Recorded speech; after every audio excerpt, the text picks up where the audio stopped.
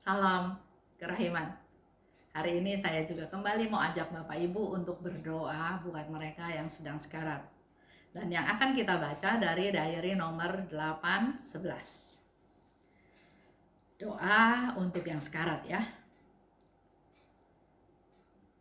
Ketika aku memasuki kamar pengasinganku, yaitu kamar di mana Suster Faustina ada di dalam rumah sakit. Dia sedang sakit, dia ada di kamar dan dia menyebut kamar dia di rumah sakit itu adalah kamar pengasinganku.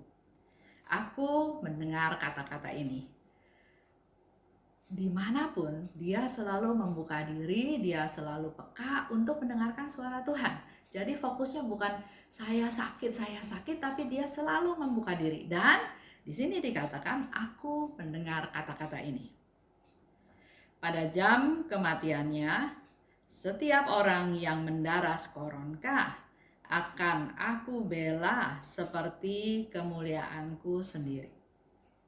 Itu yang dikatakan oleh Yesus di 8:11. Jadi buat kita semua yang suatu hari juga nanti akan meninggal, pada jam kematian kita, setiap orang yang mendaras koronka, maka Yesus akan membela demi kemuliaannya sendiri.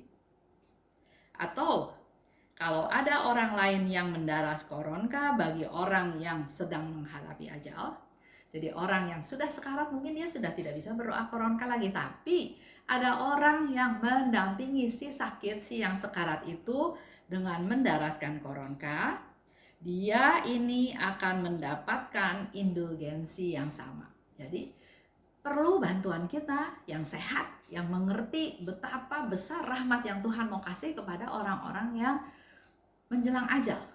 Dengan berdoa koronka, kita bisa meminta Tuhan untuk memberikan indulgensi yang sama kepada si sakit tersebut. Kalau koronka ini didaras di dekat pembaringan orang yang sedang menghadapi ajal,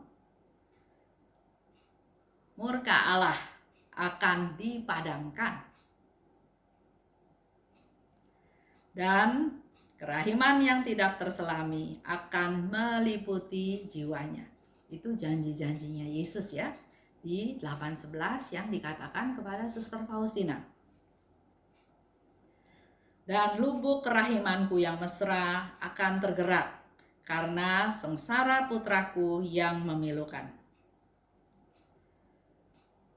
Lubuk kerahimannya Bapak tergerak karena sengsara putraku yang memilukan.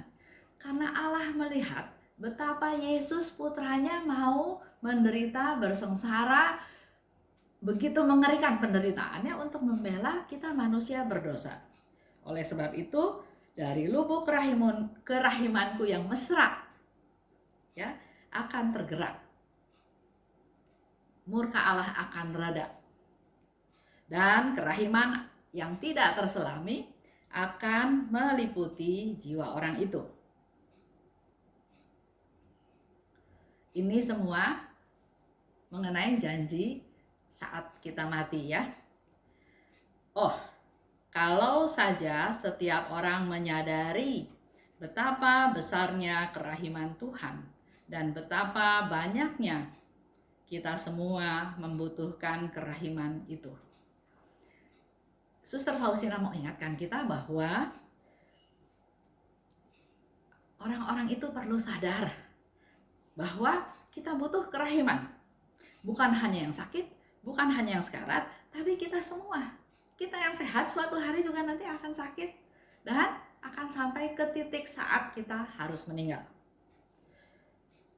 Khususnya pada saat genting itu, yaitu pada saat-saat sekarat dalam sakratul maut. Sekarang kita dalam keadaan sehat, dalam keadaan seperti sekarang, bukan berarti nggak butuh juga kerahiman Tuhan. Semua orang butuh kerahiman Tuhan, tapi Suster Faustina katakan khususnya pada saat-saat genting itu, pada saat menjelang ajal, pada saat sekarat. Nah sekarang apa yang menjadi tugas kita? Orang-orang itu harus disadarkan, dikasih informasi, dikasih pengetahuan betapa besarnya kerahiman Tuhan. Jadi, mari mulai dari sekarang kita datang pada Tuhan, mengandalkan Tuhan. Dan yang kedua, kita semua butuh kerahiman tersebut.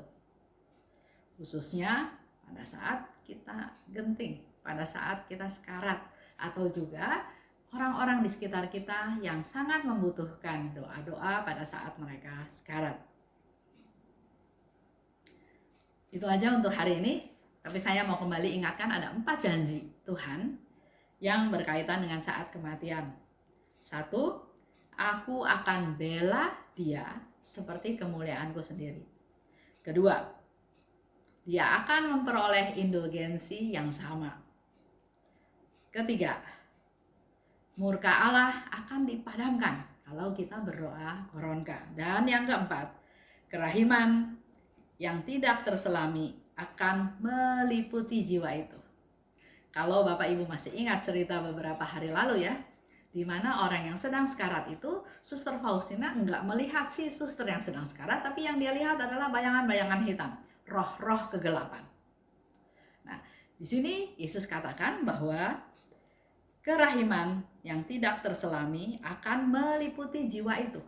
Artinya, roh-roh kegelapan akan diusir, tidak ada, tapi yang ada orang jiwa itu dilingkupi, dipeluk oleh kerahiman Tuhan. Semoga dengan penjelasan-penjelasan kita semakin rajin, semakin giat untuk berdoa buat yang mereka yang sekarat. Kadang kita nggak tahu berdoa buat siapa ya, nggak tahu, nggak kenal, tapi persembahkanlah doa koronka untuk mereka yang sekarat. Terima kasih, salam kerahiman.